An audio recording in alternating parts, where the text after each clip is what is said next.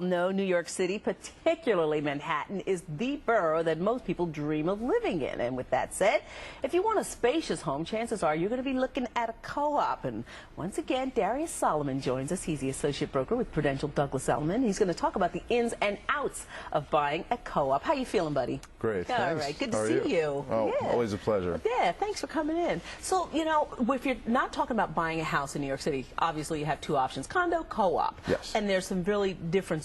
Can you... Well, the immediate differences are that condominium is buying real property, whereas buying a co-op is buying shares of a corporation. And typically in the benefits that come with a condo is real property.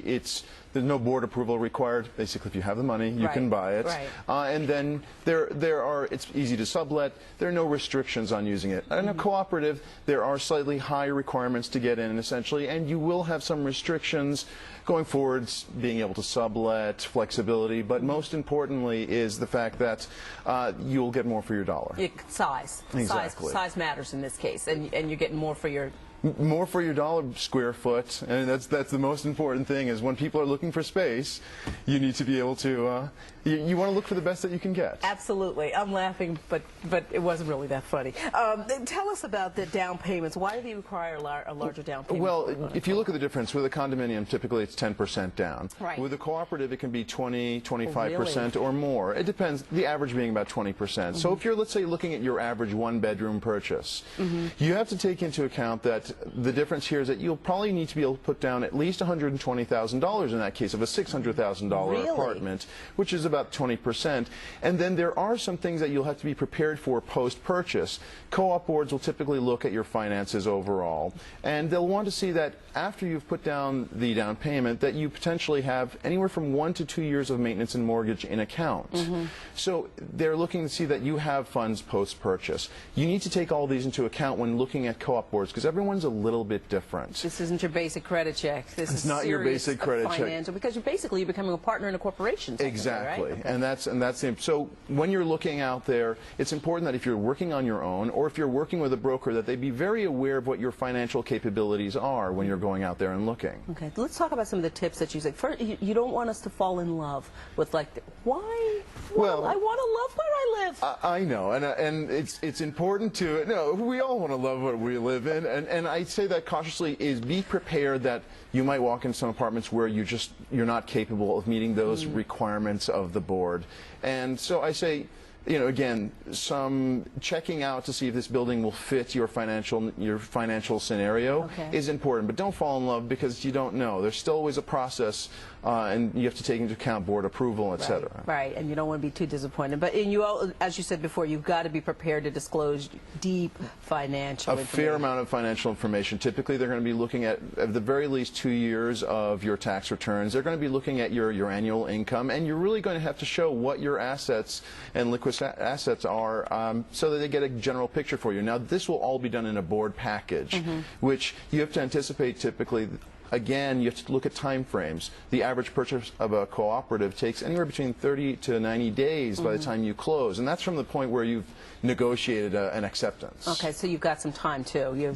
All right. Okay, so don't pack your stuff. Don't pack your stuff yet. I mean, these are all taken into account in the process of looking for a cooperative, and most people, I think, start to get the idea. New York City is really one of the few places you really find it's 80% co-op versus 20% condo. Right. So.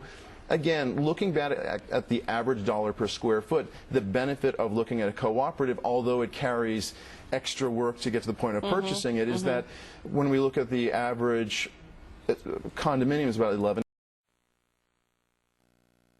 Making sense of the national and local real estate markets is not easy. While on the national level, we may see one thing that almost never reflects what's happening in the New York City market. So here to explain that sometimes confusing real estate process is Darius Solomon, associate broker for Prudential Douglas Elliman. Darius, thank you for explaining this because good morning. You say it's really pretty simple when you break it down, but it's really true. You look at a rise in the national market, and then in New York City, what's happening? It's always been a little bit different, and it's never that simple. There's so much data going on and so many different views of what's happening. But when we look at the national market itself, yes, it had a hard year.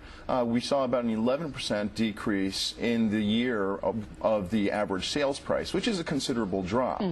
Now, as we've moved forward, What's interesting to note now is that in the past month, the month of April, on the national level, now we're not talking about New York City itself, we saw a 16% increase now in sales for the last month. Yet another confusing point is that the average, the median sales price went down by 11%. So if we're looking at the national markets, yes, we had a lot of speculation about what was happening in the market, increased inventory over the year.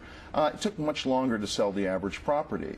Right now, we probably saw new home builders in the national market starting to reduce prices to entice people to come in and buy up some of that excess inventory, and there have also been a lot of incentives. We're also moving into springtime, which is typically a cyclical month where, season where we see a lot of people coming back out to the market. So there's yet some things to see as we move forward. We have had fairly low interest rates, historically low for a long time. That's also cut off some of the speculation about what the future brings. Well, but this market is so unusual, so it's never really a reflection of what's happening on the national level, is it? No, Manhattan itself, although never immune from the rest of the market, has definitely remained sheltered. Now, again, when we're looking at the nationals, when we're looking at the national sales, there have been some interesting breakups in how the different regions have sold. And most importantly, if we look at the South, saw a 28% increase in sales. The West, an 8% increase as well. Northeast, 4%. And the Midwest actually saw a slight decline in 4%. So as we move forward, there have been speculation about the subprime market itself as well. Now, there's not been a direct relation as of yet to increased inventory in the market for the subprime issues which have arisen. But looking forward, there is potential that it might increase some inventory. On the good side is that the net immediate effect is that banks are somewhat holding back the lax lending habits which happened over the past few years. So over time, it'll bring people to purchasing in a zone which is a little bit more realistic, and potentially as time evolves, we'll see less foreclosures as there have been increased ones. What about a boost in consumer confidence? Is that we definitely see that there's always been a slight correlation between the boost in consumer big ticket spending and average sales. Now, again, we are moving into springtime. You do see people spending a little bit more money on cars, big ticket items as the summer comes along, and they have tied.